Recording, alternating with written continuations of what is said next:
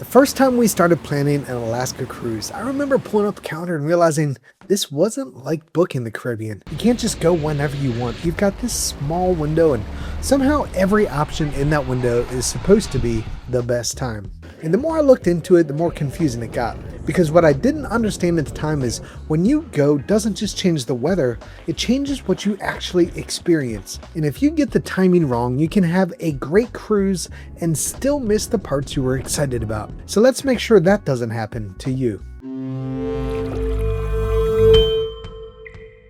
So let's start with the question everyone's trying to answer. When is actually the best time to cruise Alaska? Because if you started looking into this, you've probably already realized the answers are all over the place. And the problem isn't that the information is wrong, it's that it doesn't really help you make the decision you're trying to make. Because what you're really trying to figure out isn't just when to go, it's what kind of Alaska experience you're going to have when you get there. So by the end of this video, you're going to know exactly how to choose the right time based on what you actually want to see, do, and experience, so you don't end up looking back on your cruise wishing you had gone at a different time. Oh, and if we haven't met yet, I'm Evan from Family at Sea.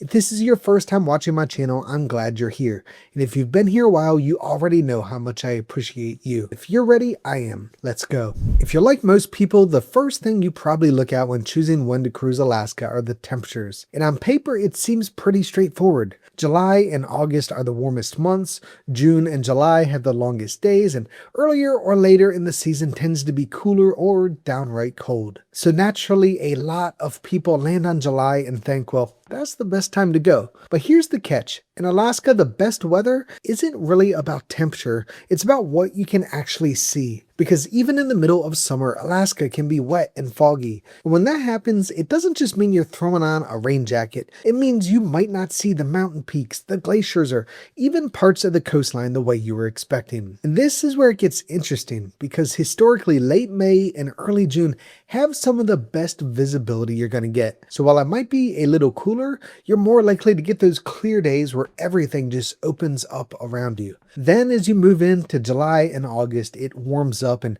that can create environments where the mist will just sort of hang and impact visibility. And this is where it really starts to matter, because in Alaska, a clear 55-degree day is better than a foggy 65-degree day every single time. By the time you get into September, it cools off again as daylight starts to drop, and the weather can become a lot more unpredictable with more frequent rain.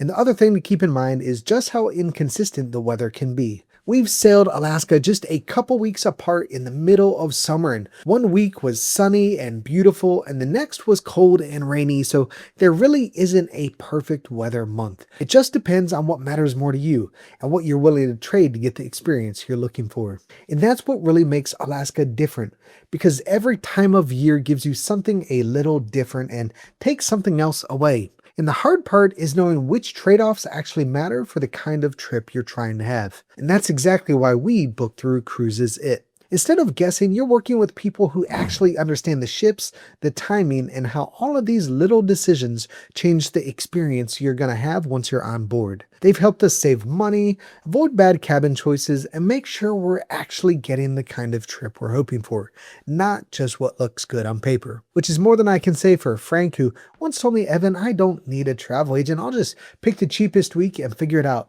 Frank, you booked hurricane season in the Caribbean and thought those little baggies in the stairwells were for buffet leftovers. With their low price guarantee and people who actually care, Cruises It makes booking simpler, cheaper, and a whole lot less stressful. So click the link in the description below or call the number on the screen and tell them Evan from Family at Sea sent you. You'll be glad you did. When people talk about the best time to cruise Alaska, price usually gets reduced to one really simple idea. Summer costs more and shoulder seasons cost less. And that part is true. If saving money is the goal, the best prices are at the beginning and end of the season, especially May and September. But what people don't really explain is what those prices are actually measuring. You're not just paying more because cruise lines feel like charging more. You're paying more in the middle of the season because that's when demand piles up around the same things. Better odds of warmer weather, longer days, and kids are out of school, so more people are trying to book the same cabins, the same sailings, and the same excursions. And on the cheaper side, the lower price is usually tied to trade-offs. Sometimes that means cooler weather, sometimes it means more unpredictable conditions later in the season, and sometimes it means certain excursions or stores either haven't ramped up yet or are starting to wind down. The other thing worth paying attention to is that timing doesn't just affect the fare, it also affects availability. In peak season, the best cabins go first, especially if you want something specific, like a midship balcony. And the most popular excursions also get picked over faster. But in shoulder season, you'll usually have more choices and a better shot at getting the cabin you actually want without paying top dollar. So the smartest way to think about price isn't what is cheapest, it's what am I giving up and do I actually care? When people talk about crowds in Alaska, it usually gets simplified down to one thing. July is busy and the shoulder season isn't. And that's true, but it doesn't really explain what it actually feels like once you're there. Because crowding in Alaska shows up in different ways than the Caribbean or Mediterranean. On the ship, it's not just about how many people are on board, it's about how the ship itself is designed. A lot of cruise ships are built for warm weather with big outdoor pool decks and open air spaces, but in Alaska, especially on colder or rainy days, those areas just don't get used nearly as much. So everyone ends up inside and lounges fill up, indoor pools get crowded, and finding a quiet place to sit gets harder.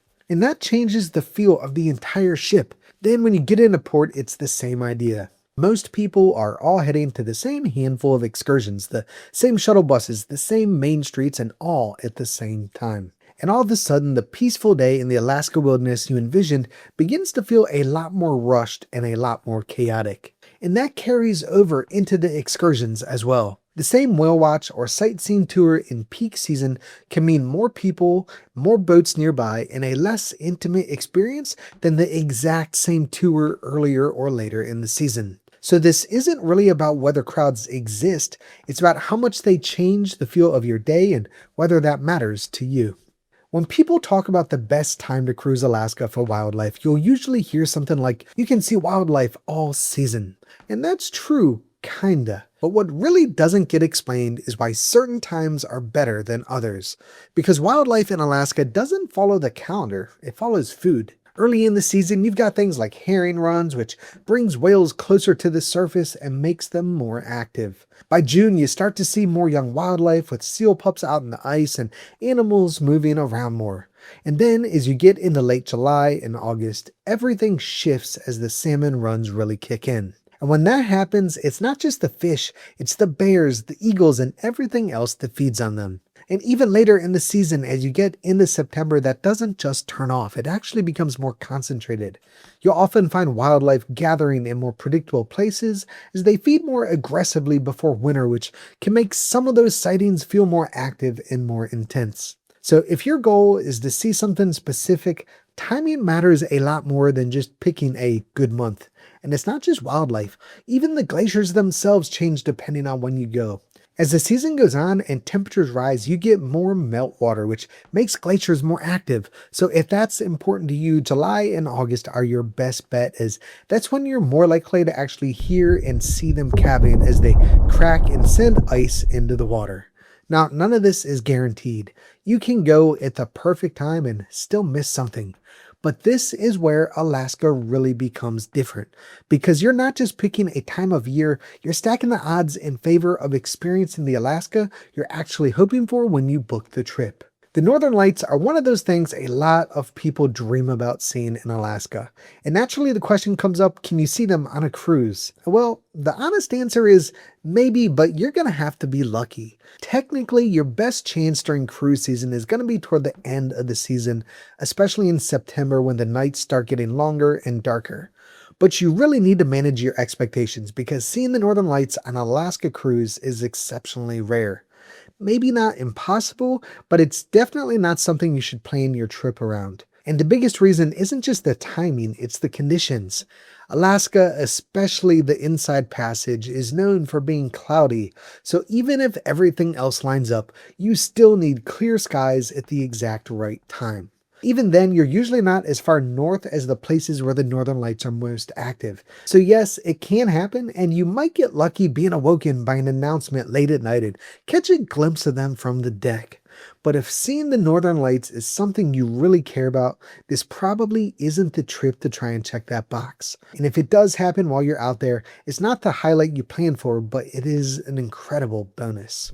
So after all of that, when is actually the best time to cruise Alaska? Well, the answer is it depends. If you want the simplest version, June through August are probably going to give you the best balance of weather, longer days, and wildlife. But May and September are going to give you the best prices and fewer crowds, and hopefully by now you can see that's not really how you should be making this decision anyways, because there isn't really one best time, there's just the best time for what you want to experience. If you want whales and active wildlife, go early in the season. If you want bears feeding during the salmon runs, late July into August is your best bet.